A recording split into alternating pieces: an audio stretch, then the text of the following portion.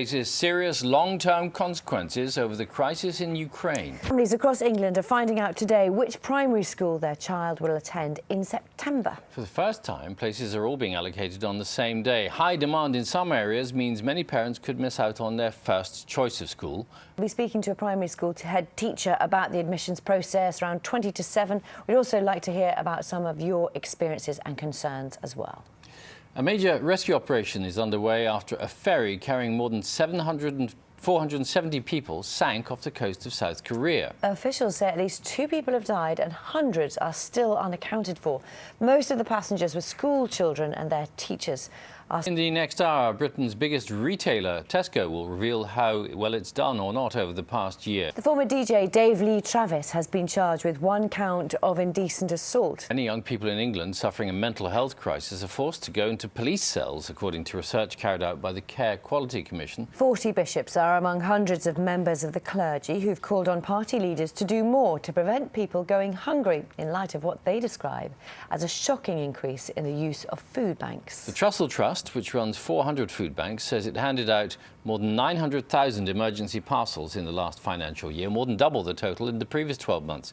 A Taliban attack on Camp Bastion in Afghanistan, in which 8 British soldiers were injured, has been blamed on high levels of complacency and inadequate security. Duke and Duchess of Cambridge have arrived in Sydney this morning to begin the Australian leg of their tour. Well, the royal couple, along with Prince George, touched down in the last hour to begin their 10-day visit of the country. Today, they are due to meet well-wishers as they visit the famous Sydney Opera House. On that royal tour a little bit later, it is just coming up to 12 minutes past 6. Ori will be here with the sport in a couple of moments. Shall we have a look? Shall we look at our front pages? Pages. Yes, Front indeed. page We'll first. dig them out here. Good digging, Bill. There you go. Take your pick. Front page of the Guardian. They're talking about Ukraine. Ukraine on the brink as troops take on rebels. The Times has its second story about UKIP in as many days. The front page of the Metro, their main story there is about a senior United Nations official, here she is, who has said that a sexist boys' club culture is rife in Britain. She's done a report on Britain, and it leads to the over-sexualisation of young women and the marketisation of their bodies, is what she says. The Daily Mirror leads with a picture of a crying child and...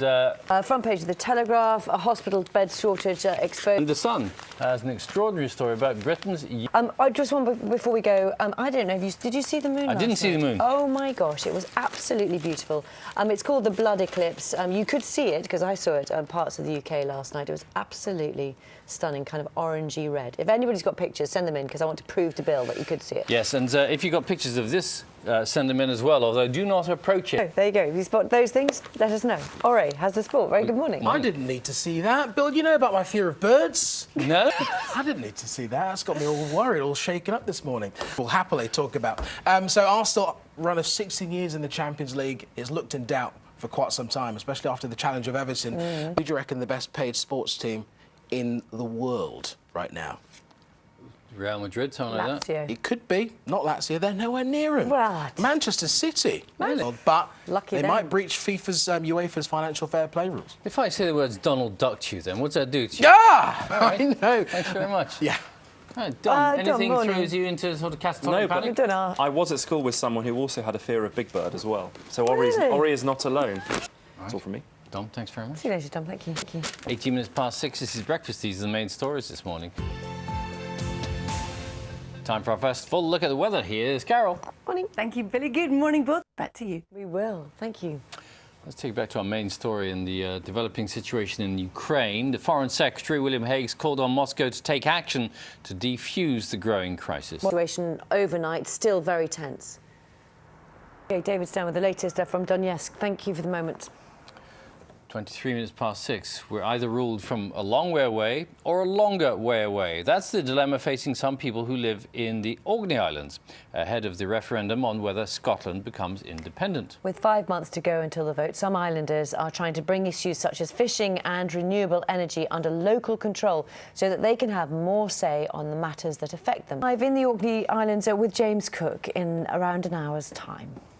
It's 26 minutes past 6. Coming up later on the programme, we're looking at nature's invaders. Invaders even. Invaders. Yes, there are plans to fight the spread of things like killer shrimp and Japanese knotweed.